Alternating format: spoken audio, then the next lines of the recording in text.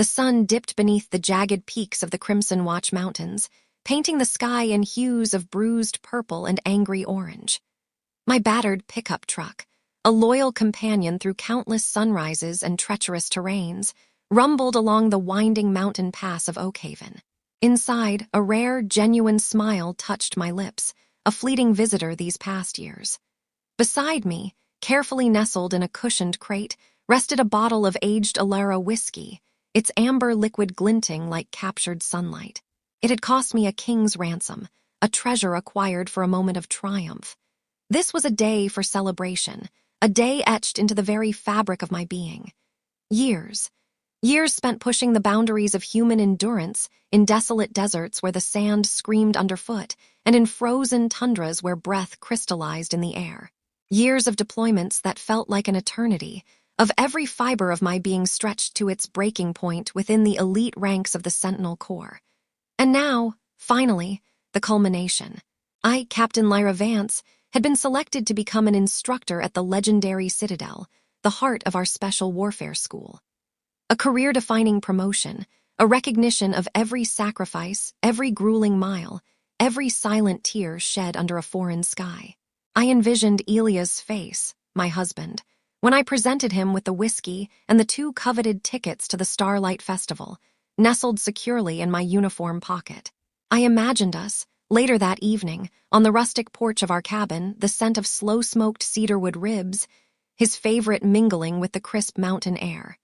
We would plan our escape, a real vacation, just the 2 of us, beneath the vast, star-dusted canopy of the Starlight Plains. For so long, my life had been a series of relentless demands. Months away from the warmth of home, brutal training regimes that tested the very limits of flesh and spirit, and the constant, insidious whisper of danger that becomes an intrinsic part of who you are. Yet I believed it was all worthwhile.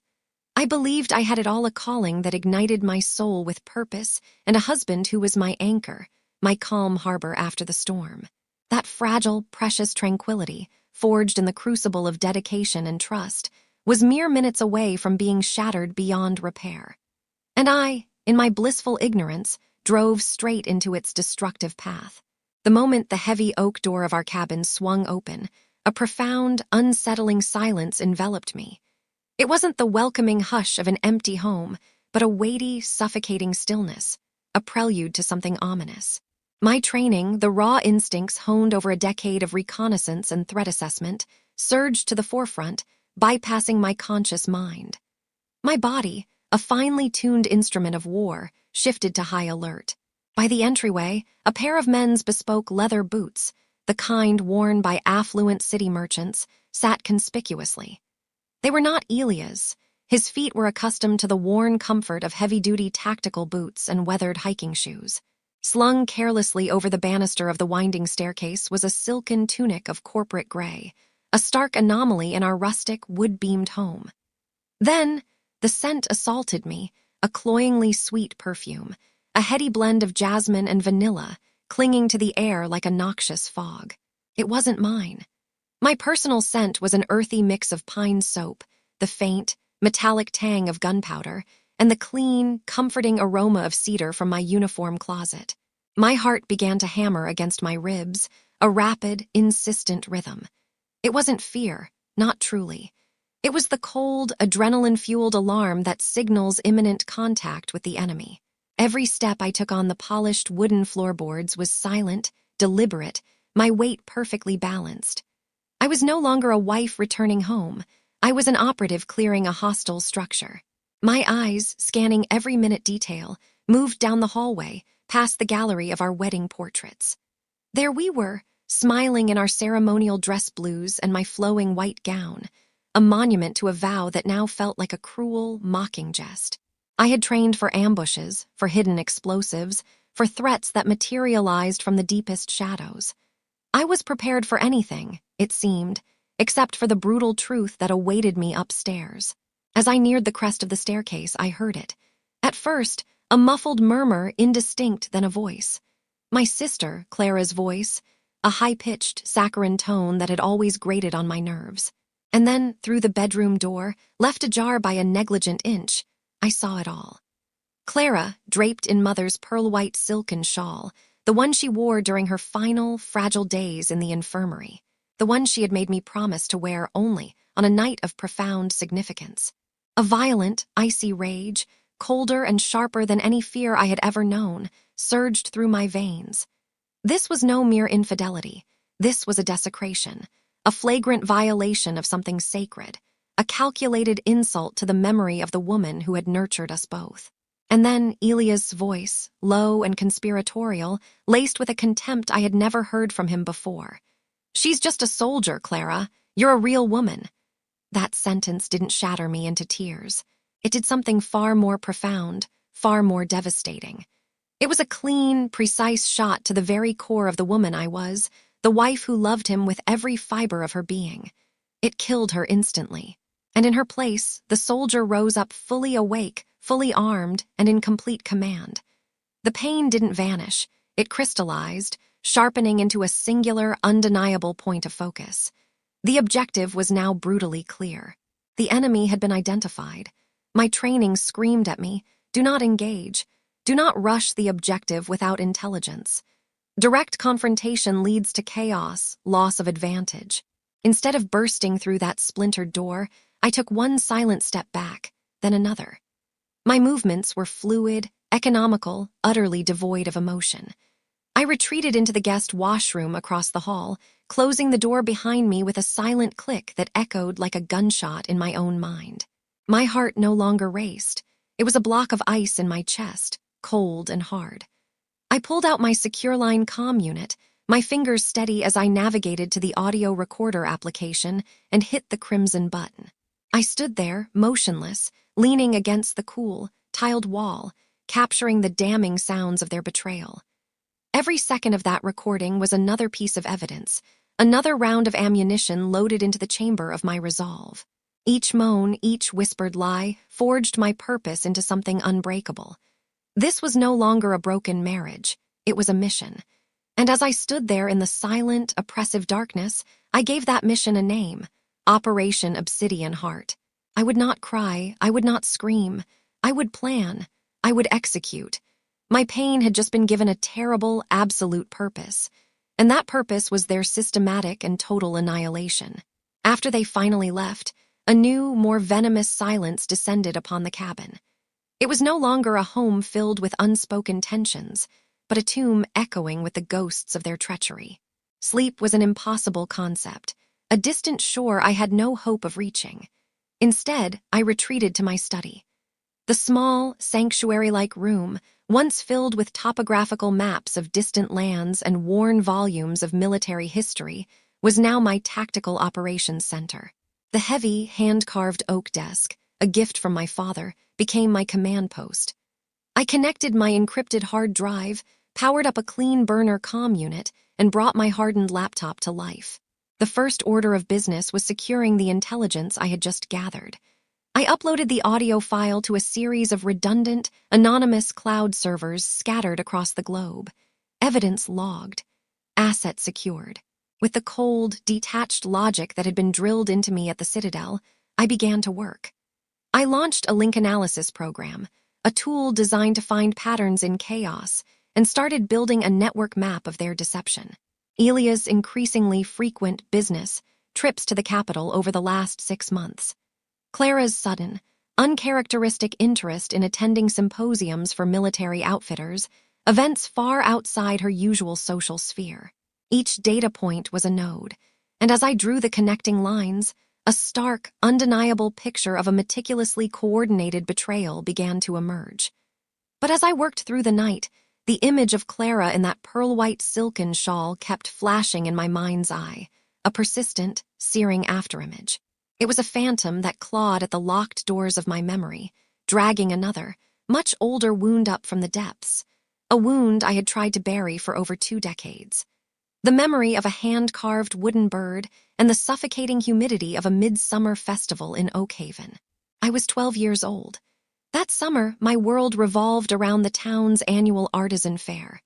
My father, a retired master woodworker whose quiet strength I both revered and desperately sought to emulate, had spent months teaching me his craft. My hands, small and clumsy at first, slowly learned the language of the wood. I learned to feel the grain, to guide the chisel, to coax life from a lifeless block of timber.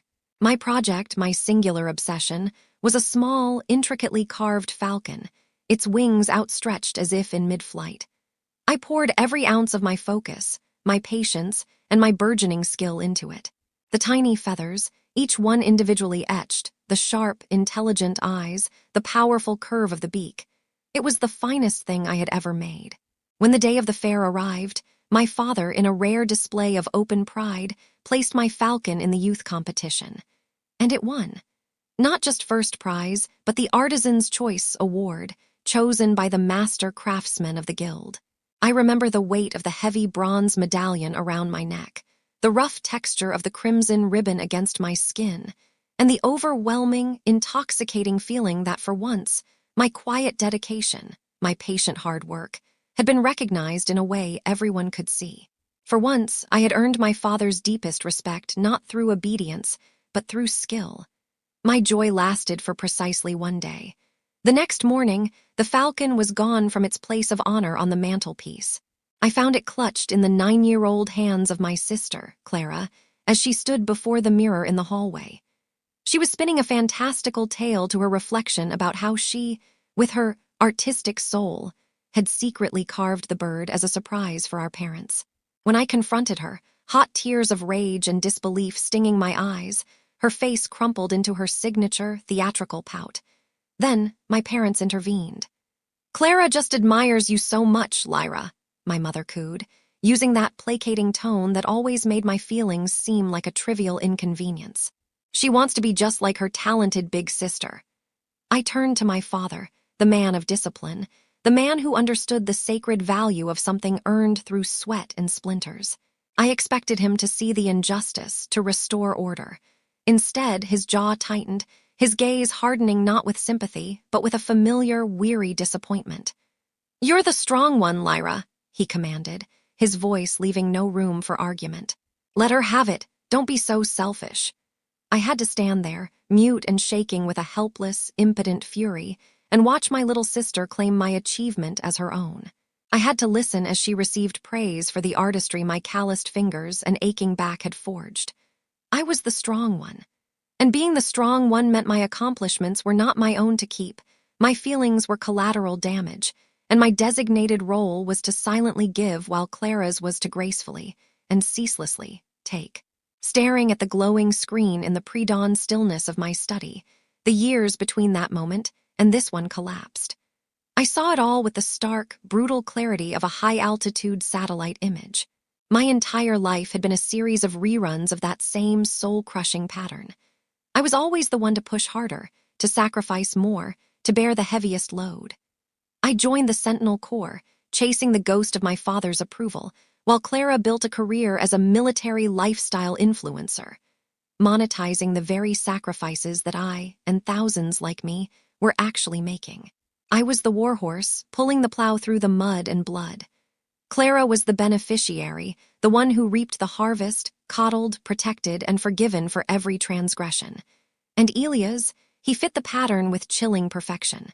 He reveled in the benefits of my strength, the prestige of being married to a Sentinel captain, the financial security my hazardous duty pay provided, the respect it garnered him in his own circles.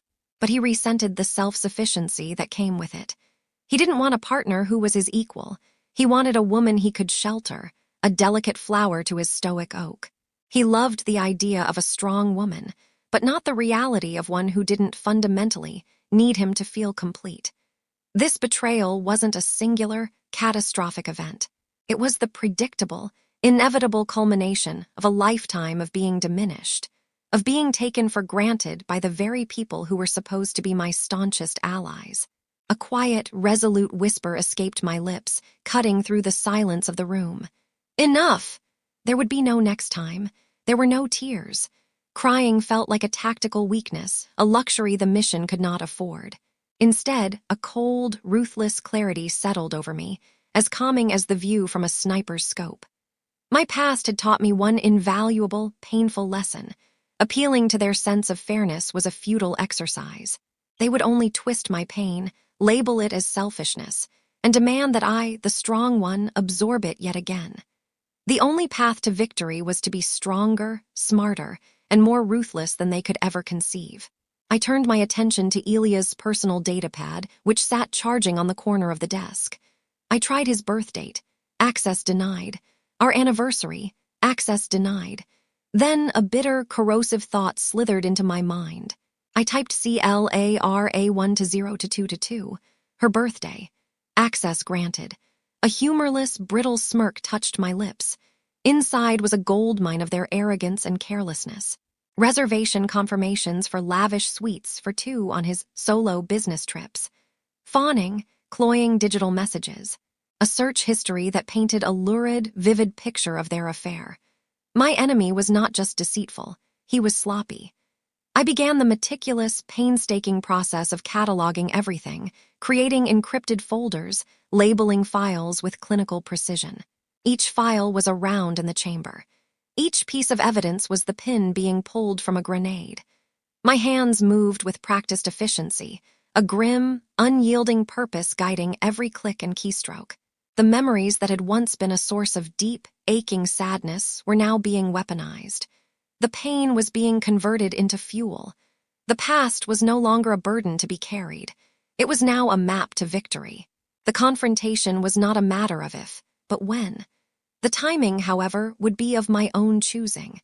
I spent the next evening not in a state of frenzied preparation, but in a ritual of reclamation. I cleansed the cabin, methodically scrubbing away the lingering, cloying scent of Clara's perfume, until only the clean, honest smells of lemon polish and cedar remained.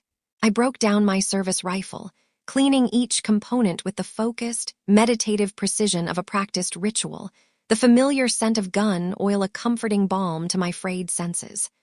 I was not preparing for a battle against them. I was preparing to save myself. Finally, I sent a single, encrypted message to a shared channel I had created for the 3 of us years ago, for emergencies.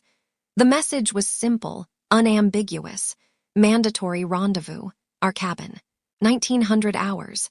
This is not a request. At 1900 hours sharp, Elias strolled in, a mask of cocky self-assurance plastered across his face. He was still playing the role of the slightly annoyed but ultimately indulgent husband, attempting to seize control of the narrative before it had even begun. "What's with the cloak and dagger summons, Captain?" he asked with a smirk. I didn't react. I simply gestured to the heavy leather armchair opposite the stone hearth. "Sit!" My tone, flat and cold as a whetstone, wiped the smirk from his face. He sat. A few minutes later, Clara arrived, a bundle of nervous energy, her eyes darting around the room before landing on Elia's in a silent, desperate plea for support. I had prepared the battlefield with meticulous care. The living room was immaculate, sterile, almost unnervingly calm. On the low-slung table between them, I had placed 3 things. The bottle of aged Alara whiskey, its seal unbroken. Our leather-bound wedding album, closed. And in the very center, cleaned, pressed, and folded with military precision, was our mother's pearl-white silken shawl. I remained standing, not in uniform, but in a simple black tunic and trousers, the attire of mourning. In this room, I was not a wife or a sister. I was an arbiter. "Welcome," I began, my voice as calm and measured as a funeral eulogy, "to the final accounting." Their faces went slack with shock. I gave them no time to recover. I walked to the table and laid a hand on the wedding album. "I used to believe this book told the story of us," I said, my voice quiet, yet carrying to every corner of the room. "A story of love, partnership, and shared sacrifice. But I've come to understand it's a work of fiction." I slid the album to the side and picked up the whiskey. "I bought this to celebrate a promotion, to celebrate a future I believed we were building together." I uncorked the bottle and poured a measure into 3 glasses. "It seems more fitting now to mark an ending." I then placed my comm unit on the table, directly beside the folded shawl. I pressed play. The sounds of my sister moaning my husband's name filled the room, amplified, undeniable, and desecrating the memory of the sacred object beside it. Clara's face turned a ghostly white. Elia's looked as if he'd been physically struck. After 15 seconds of the most damning audio, I hit pause. The ensuing silence was heavier, more suffocating than the recording itself. "You have always coveted what is mine, Clara," I said, my gaze locking onto her. "Do you remember the falcon? The one I carved, the one that won the artisan's choice. You stole my work then, and our parents, in their infinite wisdom, commanded me to be the strong one and let you have it. You have been stealing pieces of my life ever since." I turned my attention to Elia's, whose face was a mask of disbelief and dawning horror. "And you claimed to love the strength of a sentinel, but you couldn't handle the reality of an equal. You wanted a damsel to rescue, not a partner to stand beside you. So you found one who was perfectly happy to be kept." I tapped my datapad, and the screen lit up with images, hotel receipts, screenshots of their messages, and a leaked file from your corporate server. "You didn't just cheat, Elias. You used your security clearance to feed her proprietary contract information for her influencer brand. This isn't just infidelity. It's a federal crime." The color drained from both their faces. The fake tears on Clara's cheeks dried up, replaced by the pale mask of genuine terror. "The verdict has been rendered," I stated, my voice ringing with absolute finality. "The following are your consequences. Elias, the divorce has been filed, citing the infidelity and criminal activity clauses in our prenuptial agreement. You will leave this marriage with nothing but the clothes on your back. Furthermore, an intelligence packet detailing your security breach has been delivered to the Sentinel Corps Office of Professional Responsibility and the board of your firm. Your career is over. Clara, a similar file detailing your fraudulent brand identity and complicity in corporate espionage is now in the hands of every one of your sponsors. You built your kingdom on a foundation of my sacrifice. Consider it foreclosed."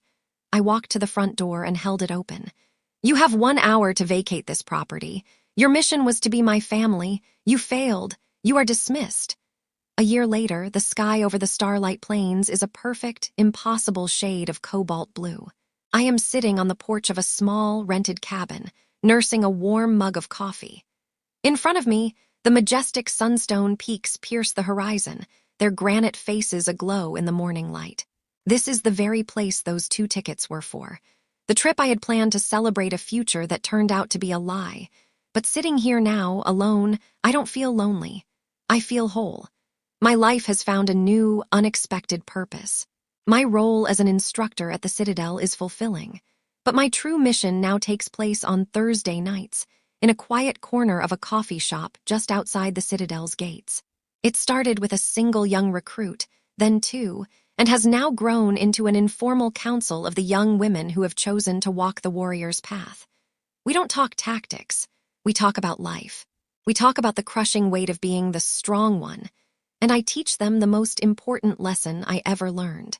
That true strength isn't about how much you can endure, but about having the courage to draw a boundary and defend it. My trauma has been forged into a shield for others. Weeks ago, I saw a news clipping online.